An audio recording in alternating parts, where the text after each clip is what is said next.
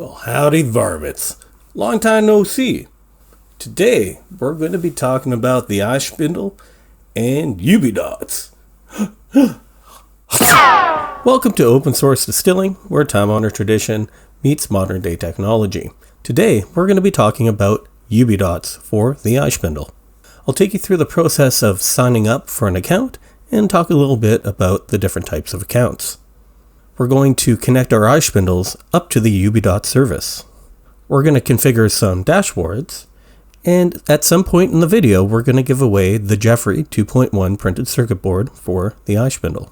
In fact, we're going to be giving away a printed circuit board in each video for the foreseeable future. Make sure you subscribe and hit that bell icon to stay tuned. Let's open up a web browser and head over to ubidots.com and click Login in the top right. Alternatively, you can use the web address industrial.ubidots.com to get to the same page. Go ahead and click on that Create Account button at the bottom of the screen. There are two different types of accounts that Ubidots offers. One is the STEM edition, and the other is the full-featured business or industrial edition. The STEM edition is limited to 3 devices, 1 month of data retention, and 3 dashboards with only 10 widgets each. The full-featured business or industrial version has up to 1,000 devices, 2 years of data retention, and unlimited dashboards with unlimited widgets. I did find a loophole where you can continually sign up for 30-day trials of the full-featured version. If you're interested in that, link down below in the description of this video to my blog post where I talk a little bit more about that. I have 4 iSpindels that I'm going to be calibrating, so the STEM edition isn't going to do it for me. I've already gone ahead and signed up for a full-featured 30-day trial. Let me log into Ubidots and I'll click on Devices in the top menu. This will bring me to my device list where you can see I've already added an iSpindel. So let's go ahead and add a second one. The first thing we'll need to do is put the iSpindel we want to connect into configuration mode. To put an iSpindel into configuration mode, we turn the iSpindel on and we ground out the reset pin or hit the reset button 2 or 3 times until the LED on the D1 Mini blinks about once every second. Whatever device we happen to be on, we'll go ahead and connect to the iSpindel Wi-Fi network. Then we'll open up a browser and come over to the web address 192.168.4.1. From here, we'll go into the configuration menu. The iSpindel needs to be able to connect to the internet to upload its data to Ubidots. So let's go ahead and select our Wi-Fi network and put in the passkey. Make sure Ubidots is selected as the service type, and let's head back to our Ubidots login tab. From here, click on the icon in the top right of the web page and select API credentials. Click on the little clipboard icon next to the default token, and then come back to the iSpindel configuration page and paste that token into, big surprise, the token field. Give your iSpindel a unique name so you can identify it within Ubidots, and make sure the update interval is set to 900 seconds, which equates to 15 minutes, and that's more than enough data resolution to calibrate your iSpindels. When everything looks good, go ahead and click Save. Your iSpindel will automatically restart and start updating Ubidots with data. Head over to the Ubidots device page, hit refresh, and sure enough, we can see our newly added iSpindel. Let's click on our newly added device, and it will take us to a screen where we can see the data variables coming over. These data variables look pretty good. I mean, we have temperature, degrees tilt, and whatnot, but you may notice the gravity is way out of whack. And that's because this iSpindel has not yet been calibrated and is likely sitting on a desk instead of sitting in fermenting beer. Aside from the gravity reading being outrageously high, it also only has 2 decimal places, and we in fact need 3. So what are we going to do about this? We're going to go ahead and set up a gravity dashboard.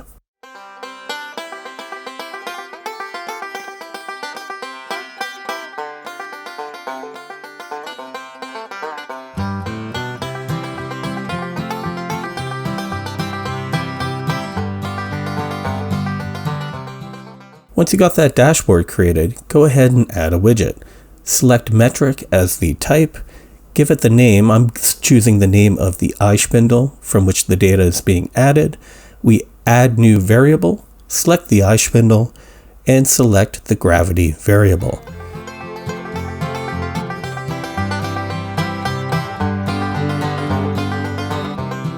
Before we exit out or confirm the screen, we're going to change the decimal points to 3 and click the green check mark.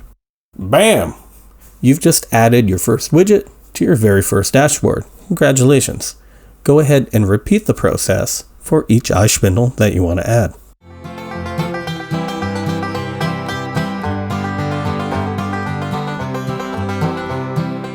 Since we're going to be calibrating these iSpindels, we're going to need the tilt values. I'm going to go ahead and add a brand new dashboard called tilt, and I'm going to add widgets for the tilt values for each individual iSpindel, as we did before for the gravity. The only difference here is that we're going to set the number of decimal places to a value of 2 instead of 3.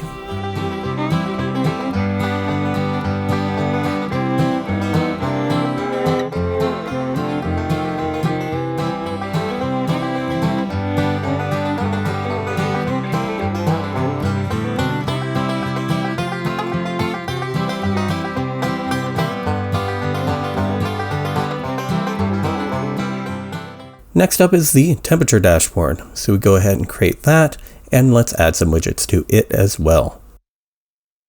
This time we're going to select the temperature widget type and add it the same way as we did with the other widgets on the other dashboards.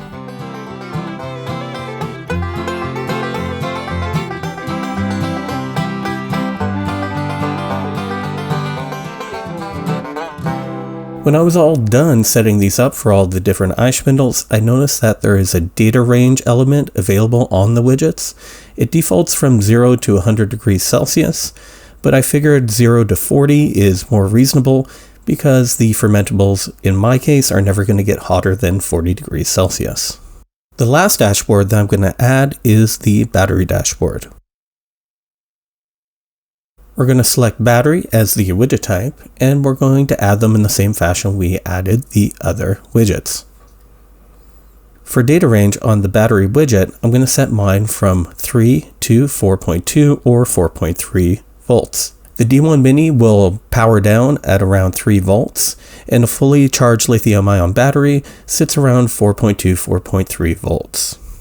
This data range really just sets the visual element of the widget, so it's helpful to fill it in correctly. One more element of Ubidots that I wanted to talk about was the top right section of the dashboard section. So you'll see there's like a pause and play button, a refresh button, and these different date options as well. This allows you to roll the data back to a point in time, let's say yesterday or maybe a week ago. You can also pause the data, refresh it, do different things up here. So I definitely encourage you to come in here, play around with these options, and hopefully you'll find something useful. So in summary, what we saw was Ubidots for the iSpindel today. We saw that Ubidots has two different versions, a free and a paid version, and we talked a little bit about the differences between those two. We also saw how easy it was to connect iSpindels to Ubidots for data collection and reporting. We saw that we needed to add gravity readings to a dashboard in order to get 3 decimal places and to get accurate data. And finally, if you're interested in winning the Jeffrey 2.1 printed circuit board, come follow me on Instagram and maybe you'll be the lucky winner. I'll leave a link in the description down below. Good luck, you low down dirty varmints. Now, tell me this. Around this time of year, are you guys getting a lot of fruit flies going around your fermenters? If so, let me know in the comments down below how you go about fixing that. Hope you're having a great day, and I love each and every one of you very, very much.